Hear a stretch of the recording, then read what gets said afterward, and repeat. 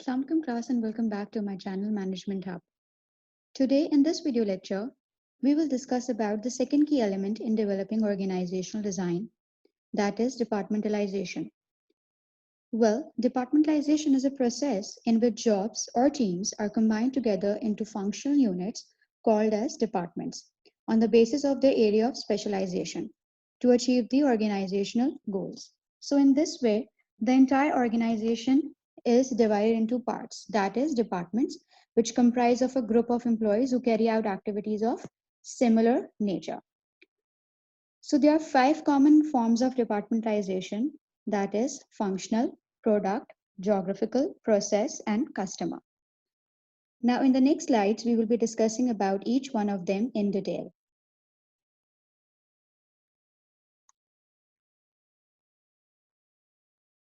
When the creation of department is on the basis of specified functions such as production, marketing, purchase, finance, operations, etc., then it is called functional departmentalization.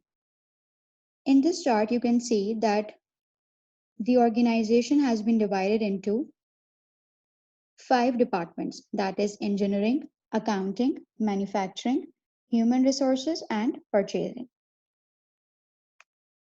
Now, every departmentalization has some advantages and disadvantages.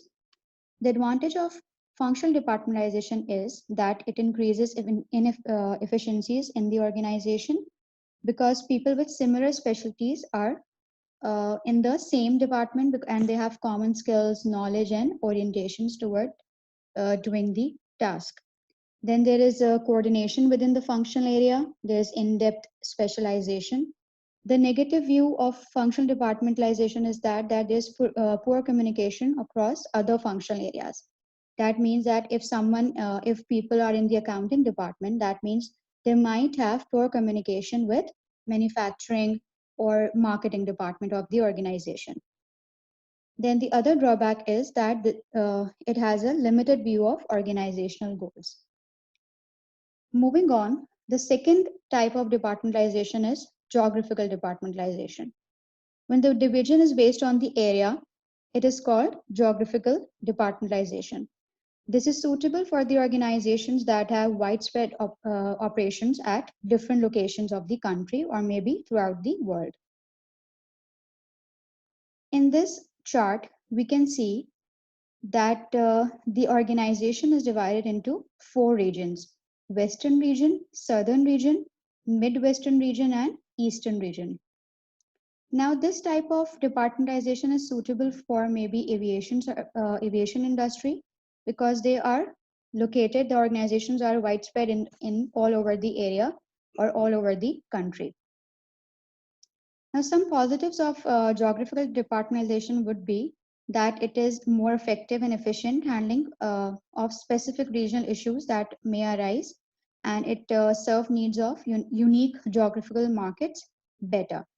And the drawbacks would be duplication of functions because even the Western region would be having accounting and finance and a manufacturing department. Then the Southern region would also be having the same kind of functional departments. So it may occur duplication of functions.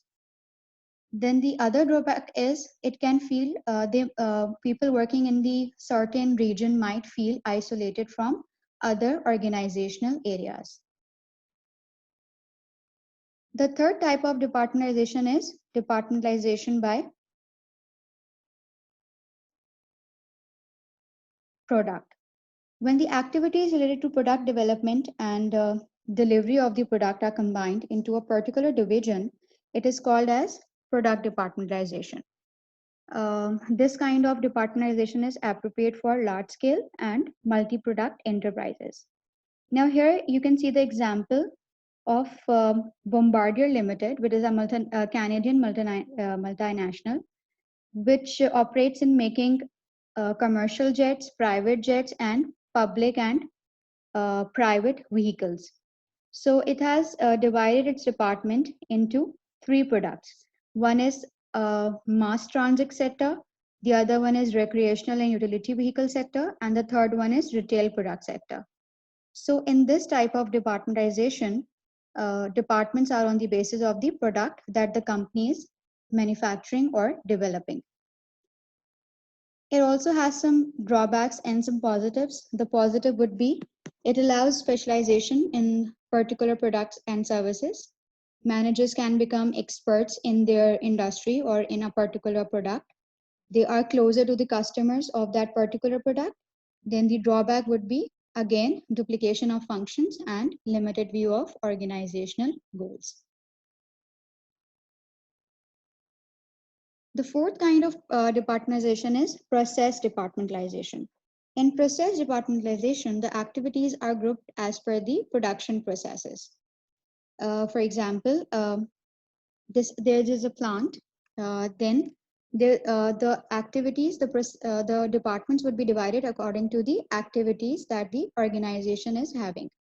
It would be a saving department, the planning and miling department, assembling department, then the lacquering and sanding department, then the finishing department of the product, and then the last one would be inspection and shipping department.